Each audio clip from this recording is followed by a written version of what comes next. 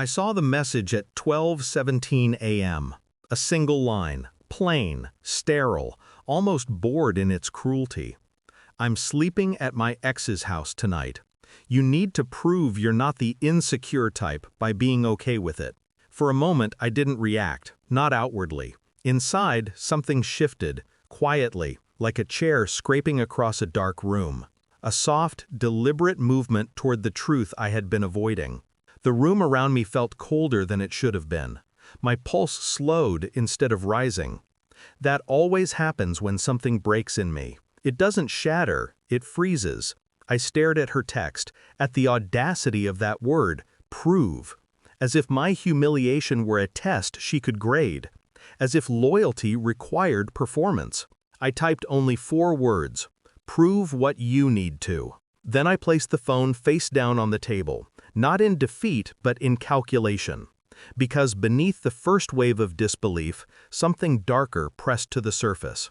A steady, measured awareness that she hadn't just crossed a line, she'd abandoned the map entirely.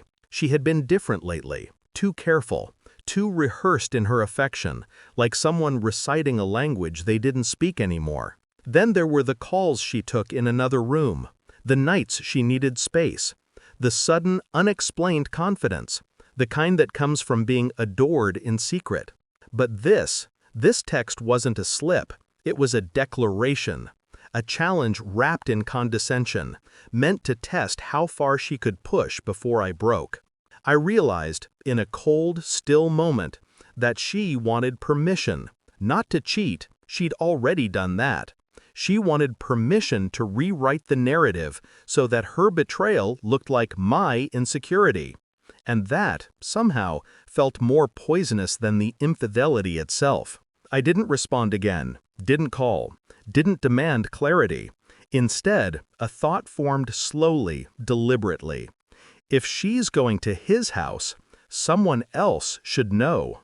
I dialed a number I'd memorized but never used. His wife.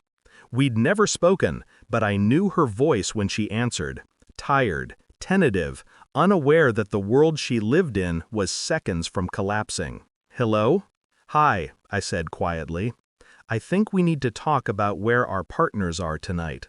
A pause. A sharp inhale. Fear recognizes fear. What do you mean? Your husband. My fiancé. She just texted me that she's sleeping over at his place. I thought you should know. Silence stretched thin between us. Then, without speaking, she added her husband to the call. And with one motion, she created a truth neither of us could unhear. A 3-way confession built from stunned breaths, muffled curses, and her husband's cracked attempt at denial. My fiancé joined moments later, unaware she'd been added. Her voice was light, almost playful. Hey baby, I guess you're awake. Then she heard the other woman breathing, and everything inside her voice collapsed. The unraveling was slow, like watching fabric burn from the edges inward. Her excuses were frantic, her tone, a trembling mix of guilt and anger, shifted rapidly, searching for a story that could survive the moment. But the truth was simple, and simplicity suffocates lies. His wife said nothing, nothing at all. Her silence was the kind that ends marriages. I stayed calm, too calm maybe. When my fiancé asked, "Why would you do this?" her voice wasn't wounded, it was exposed. And I answered the only way I could.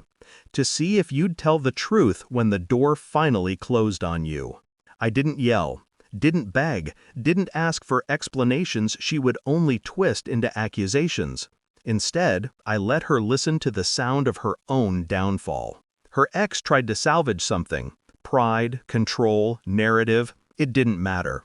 His wife ended the call without a word. My fiancé stayed on the line, breathing shallowly, waiting for me to rescue her from the consequences she built brick by brick. I didn't. I'm done, I said quietly. Not angry, not hurt, just done. The silence that followed was the most honest moment of our relationship. When I hung up, there was no catharsis, no triumph, just clarity. The kind that comes after a long night storm, when the world looks cleaner because everything rotten has been washed into the gutters. She tried calling for hours. I didn't answer. Not because I wanted her to suffer, but because I finally understood my worth didn't depend on the permission of someone who thrived on diminishing it. The truth had done what anger never could. It set me free.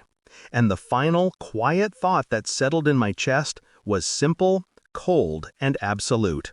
Losing her wasn't the tragedy. Loving her was.